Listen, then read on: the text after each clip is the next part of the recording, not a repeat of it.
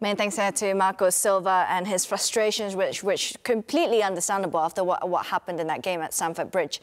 VAR refereeing, is it too involved? Is VAR controlling the game now, essentially, Carlton? Well, what it's doing is, like, say, for instance, today, the referee's given the decision, right? He's given the decision, it's a goal, right? So VAR should be backing the referee up unless there's a clear and obvious error. For me, there was no clear and obvious error for VAR to step in. For me, there wasn't. So then, in the referee's mind, when he goes across to the screen, bearing in mind, you've got people there, the panel who's watching it and everything, he's thinking, well, have I made a mistake? Because the reason they've called me to the screen is because they think it's without saying that to him, they think he's made an obvious error to the decision. But the referee should be strong. So you think it's impacted psychologically on the referee on the field? Yeah, but he should be strong. If he's gone with the decision, he's gone over to the screen, looked at the screen and thought to himself, right, do you know what? There isn't really anything in this. Stick to your decision. Then have the argument with the people with VAR after the event. To just, you know, every time, there's not... I haven't seen since VAR's come in, I think maybe I've seen it once, since VAR's come in, where a referee's been called over to the screen and stuck with his original decision. I've only seen it once go. Yeah, it's a rarity, isn't it? But what I would say, having heard that interview from Marco Silva, I thought he did brilliantly there. In keeping his composure. Just to stay cool and calm and pretty much collected and give honest answers. I don't think he incriminated himself anywhere at all. No. And he had to be careful, of course. No, so I thought he spoke extremely well under circumstances where, you know, everybody at home watching this who hasn't played the game at this level, they can't fully understand the emotions that you go through leading up to a game, through the game, at the end of the game.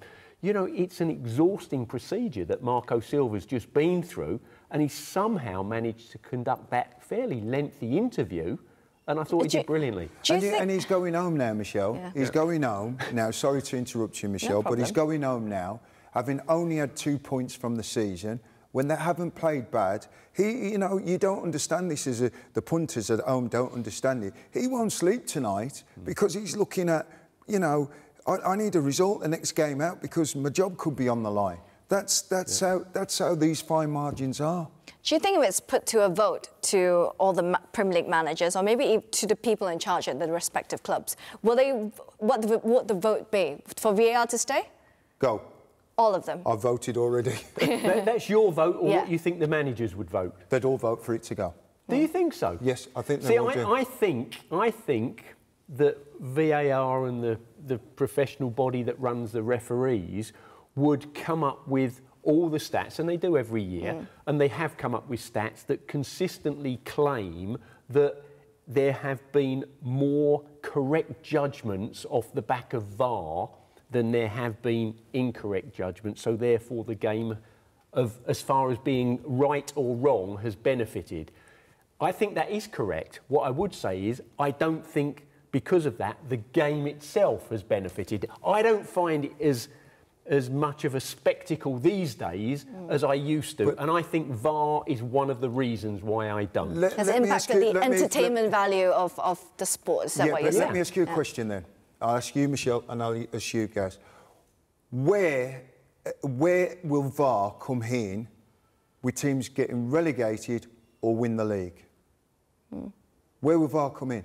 One decision, whether it's right or wrong, say in normal time, will not decide. If the only way you're going to win the league title is you have to get more points. The only way you're going to get relegated is because you have not got enough points to stay in the league. There will not be one decision that decides who's going to win the league or who's going to get relegated, right? So therefore, for me, the talking points that will come, as we've proven with VAR, that there will be some decisions that will go for you, there will be some decisions that will go against you, but what it does, it slows the game down. As we've seen today, what's worse for Fulham today, is they've not only had the goal chalked out, They've had the goal scored that's put them 1-0 down. But you don't see, but you can't see VAR being scrapped. You haven't answered his question. Exactly. I don't know what your question was. It was a statement in the end. No, but I'm asking you. Yeah. Will the game be worse off if VAR's not in? So you're essentially saying it added no value to the game, might as well not have it. It added no positive value to the game, might as well not have it. Well, this is what I'm saying to you, because what it's doing is slowing the game down, because the referee has to go across, then he takes time to do it, and within that, it slowed the game down. So say, for instance, the referee's given the wrong decision, which, in my opinion, he's given the wrong decision anyhow.